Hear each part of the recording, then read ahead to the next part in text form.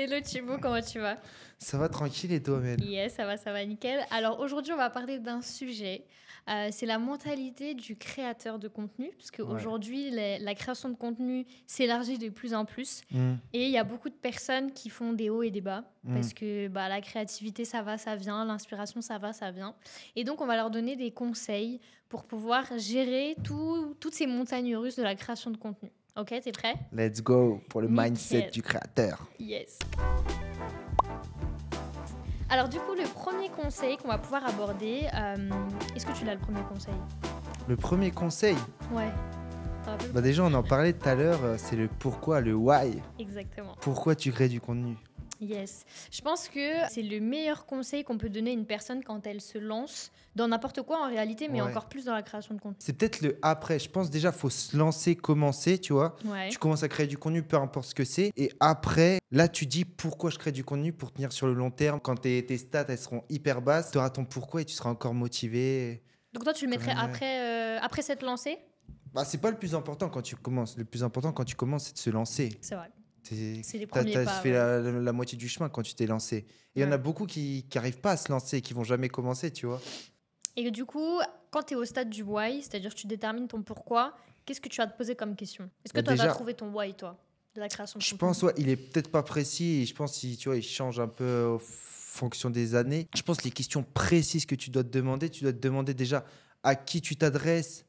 Parce que pourquoi tu vas les aider, tu vois, c'est aider les gens. Soit tu les éduques, soit tu les divertis, soit tu les aides quand tu crées du contenu. Et du coup, c'est ton pourquoi. Pourquoi tu veux éduquer les gens, pourquoi tu veux faire rire les gens, pourquoi tu veux les aider. Mais après, il peut changer, tu vois, il doit pas être forcément précis.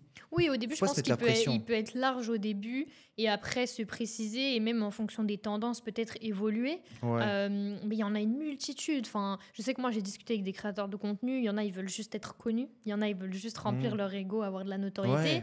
Il y en a qui veulent aider, oui c'est vrai. Ouais. Il y en a qui veulent éduquer, faire rire. Enfin, il y a vraiment beaucoup de why. Mais je pense qu'à un moment donné, si tu veux vraiment aller loin, il Ouais. faut que tu saches Mm. à qui tu parles.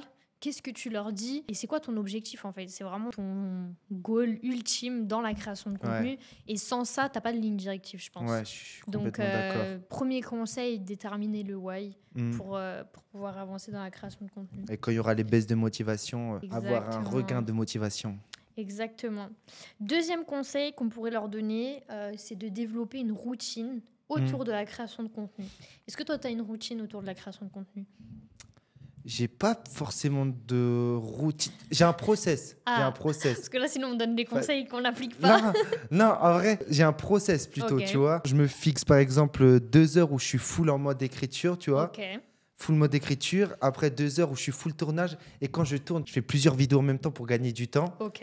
Et du coup, quand je monte des vidéos, j'en monte aussi plusieurs en même temps pour gagner du temps. C'est un Ok. process. Ouais, mais ça rentre Mais dans une la routine, routine, tu ça vois. va, ouais. Enfin, c'est vrai que ouais, on peut Que toi, dire t'as un une process. routine, toi, c'est quoi ta routine? Ouais, c'est vrai que moi, j'aime bien, en fait, le week-end, tourner tous mes contenus de la semaine. Ok. C'est-à-dire que le week-end, je me pose, Hmm. je vais chercher les inspirations. Moi, je fonctionne beaucoup sur Notion. Je mets tout sur Notion. Ok, tu Donc, fais sur Notion. ouais, Moi, je suis tout, sur je Google note Doc. toutes mes idées. Ouais, voilà. Bah justement, on peut mettre ton template en description pour aider les gens ou Ah ouais, pas. carrément. Bah, faudrait que je le refasse parce que là, c'est mes Ouais. idées. Mais faudrait que je fasse un Ouais, en template mode vide, vierge. tu vois, Ouais. ouais. Mais ouais, je mets toutes mes idées selon les plateformes, en fait. Ok. Et après, je me dis, bah là, je vais tourner ça, etc. Si je peux pas le tourner sur l'instant T le week-end, bah la semaine, je sais que, par exemple, je vais aller dehors ou quoi. Donc, je me dis, bah par exemple, mardi, tu tournes Ouais. celui-ci, mercredi, tu tournes celui-là. Et puis là, j'ai toute une nouvelle nouveauté de création de contenu qui arrive. Donc, je vais devoir tout réorganiser. Mais c'est vrai quoi, il faut une routine pour avoir de la constance en fait. Ouais. Parce que pour moi, s'il n'y a pas de routine, on crée du contenu aléatoirement. Ouais, du coup, il faut avoir une routine pour justement être régulier. Et c'est C'est trop ça, important ouais. la régularité dans la création de contenu. Bah, C'est aujourd'hui, le les maître mot. algorithmes, ils fonctionnent limite qu'à ça en fait. À la régularité, ouais. Bah, c'est surtout, en fait, en vrai, pour moi, quand tu crées du contenu, tu tires une balle. En gros, tu tires une cartouche, tu vois, dans l'algorithme. Et elle va pas forcément atteindre la cible, tu vois. Et alors que quand tu tires plusieurs fois, tu as plus de chances d'atteindre la cible. C'est logique, ça, tu vois. exactement, ouais. Et c'est pour ça qu'il faut être régulier. Tu es obligé d'être Mais c'est régulier. ça, et puis surtout, il y a des contenus, tu sais pas à l'avance s'ils vont marcher ou pas. Ouais. Et c'est souvent les contenus qui t'ont pris le moins de temps, que tu as lancé à la C'est une va-vite, dinguerie, comme ouais. ça, qui fonctionnent le plus. Ouais. Donc, comme tu as dit, il faut lancer toutes les cartouches, il faut avoir de la constance. Et je pense que dans les moments où tu es en bas émotionnel, parce que ça ne fonctionne pas, parce que tu sais plus quel contenu créer, le fait d'avoir cette routine, ça va vraiment te pousser à te dire, bah, on continue. Et en fait, c'est juste les montagnes du créateur qui font que quand tu es en bas, t'arrêtes pas là parce que tu vas remonter, en fait. Ouais, je suis Mais si d'accord. tu t'arrêtes en bas, c'est Ouais, mort. Donc, deuxième ouais. conseil, une bonne routine. Ensuite, troisième conseil, Vas-y. c'est de gérer ses attentes. C'est Gérer quoi? ses attentes, en gros, bah, c'est justement de ne pas avoir de mauvaises attentes dès le début et de se dire la création de Ouais. contenu, c'est facile. Je vais poster une vidéo, je vais percer, je vais faire de l'argent. Voilà. Et pour ce troisième conseil, pour toi, comment on gère bien ses attentes? Ouais, je pense que c'est important dans la création de contenu pour pas tomber en bas trop vite et lâcher trop vite. C'est de justement se dire qu'on va pas être parfait dès le début. C'est-à-dire que tu te Mm. lances. Forcément, au début, si on regarde Mm. tous les contenus des créateurs de contenu, leurs tout Ouais. premiers contenus, ils étaient nuls. Enfin, c'était pas des trucs super bien montés, c'était pas des trucs super bien scriptés. Ouais, Mais en fait, ils se sont juste lancés. c'est ça. Donc, au début, ne pas avoir l'attente de faire 1 million de vues, Ouais. ne pas se dire, bon, bah, je vais percer avec cette première vidéo, je vais avoir 1000 abonnés, etc. Ouais. Il y a la constance, il y a tout ce qui va avec. Au début, faut être assez bienveillant. Voilà, on a déjà fait le cap de se lancer. Maintenant, ça va prendre du temps, Ouais. le temps qu'il faut. Faut se laisser le temps, en fait. Ouais, je suis d'accord. Et justement, comme tu dis, même les meilleurs, les Squeezie, les Cypriens, c'était gênant au début. En fait, Ah ouais. j'ai envie de dire, au début, tu seras gênant, Mm. que tu seras pas à l'aise, tu vois. Mm. On parle à un objet, là on parle à un humain, un être humain. Mais en fait, parler à un objet, c'est hyper dur d'être à l'aise face à un Ouais, objet. c'est vrai. Et là, justement, je pense que je vais mettre des exemples au montage de la première vidéo de Squeezie à la dernière Ok, pour voir la ouais. différence. Au début, t'es gênant, t'es claqué, t'es Ouais. pourri et tout. Un acteur est pourri au début, un chanteur est pourri au début. En fait, c'est OK d'être gênant, d'être malaisant. Ouais, faut juste se lancer. Dans tous les cas, tu feras un pas de plus qu'une personne qui a jamais osé se lancer. Exactement. Voilà, enfin vous me voyez. Pourquoi je fais cette vidéo? Ben tout simplement parce que je sens un peu gêné là quand même. Première fois que je me montre vraiment. Eh bien bonsoir, c'est la suite de la nuit du meurtre. Ça s'appelle comme ça le gars. Let's go, let's go, let's go, let's go. Allez, allez, allez. Pas sûr du titre. Quatrième conseil, rester curieux et ouvert au changement. Surtout avec les tendances actuelles qui switchent à la vitesse de la lumière. Je suis complètement d'accord avec toi. Et justement, j'avais vu une vidéo de Thibaut InShape par rapport à ça. Thibaut InShape, il disait dans une vidéo, tu vois, lui, depuis 10 ans, il était sur YouTube avant Ouais. que TikTok commence à devenir Musical.ly. Avant que TikTok soit... TikTok, c'était ouais. Musical.ly. Oui. Et Thibaut InShape, il était sur YouTube, tu vois, il marchait bien sur YouTube. Et après, il s'est mis sur Musical.ly et TikTok. Et c'est l'un des seuls qui a fait ça. Mm. Et tu dis, pourquoi il est bien sur YouTube? Pourquoi? Et en fait, il avait dit dans une vidéo il n'y a pas longtemps, faut arrêter de faire le vieux con. Tu dois t'adapter. Même si c'est pas ta génération, en fait, tu t'adaptes. Le mec, il a 32 ans, tu vois, c'est pas C'est trop sa vrai. génération. Mais Ouais. il y est quand même allé. Et c'est ça, arrêter de faire le vieux con et s'adapter aux nouveaux réseaux, aux nouveaux formats et tout ça. C'est vrai qu'il y a des créateurs de contenu qui ont disparu à cause du fait qu'ils sont restés sur les anciens réseaux. Ils se sont pas Ouais. renouvelés, ils n'ont pas été agiles en fait. Mais si aujourd'hui on veut aller loin, il faut avoir une vision long terme, Ouais. il faut vivre avec son temps et vraiment, ouais, il y a des nouvelles plateformes à aller tester, des nouveaux formats à aller tester. Ouais.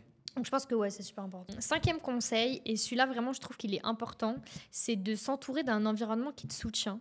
Mm.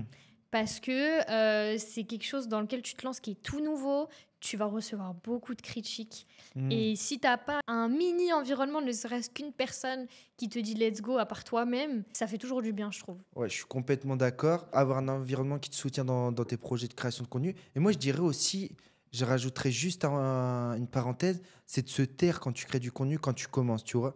Que tu seras gênant. Même tes amis, même ta famille, je pense, ils diront que tu es un peu gênant et tout. Et je pense que ça va te blesser. Tu vois, pas méchamment, mais c'est la vérité, ça va te blesser. Du coup, je pense que c'est de se taire, faire ça dans son coin. Et une fois que ça marche bien, le dire, ta famille, elle te soutiendra, tu vois, forcément, pour la majorité. Si tes amis ne te soutiennent pas et tout...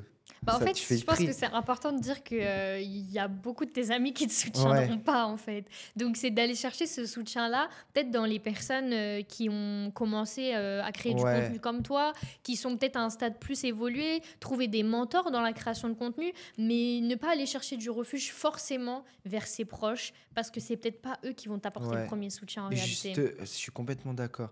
Et justement, quand on parle d'environnement, on parle de réseau, tu vois. Ouais. Et le réseau, en fait, dans la création de contenu, c'est hyper important d'avoir un réseau que déjà, grâce à un réseau, tu as des opportunités de ouf. Tu apprends des autres créateurs, tu vois. Avoir un réseau de créateurs, avoir un réseau d'entrepreneurs, tu vois. Et c'est hyper important, je trouve, dans notre domaine, là, dans la création de contenu, avoir un réseau, c'est presque indispensable. Toi, ton entourage, il t'a soutenu quand tu t'es lancé? Moi, j'ai rien dit pendant un an et Mais demi. ils Genre, voyaient m'ont pas vu. sur Non, tes ils m'ont réseaux? vu sur les réseaux. Genre, à un moment, il y a une vidéo qui a pété. Mon frère, il a vu, il a montré à ma daronne et tout.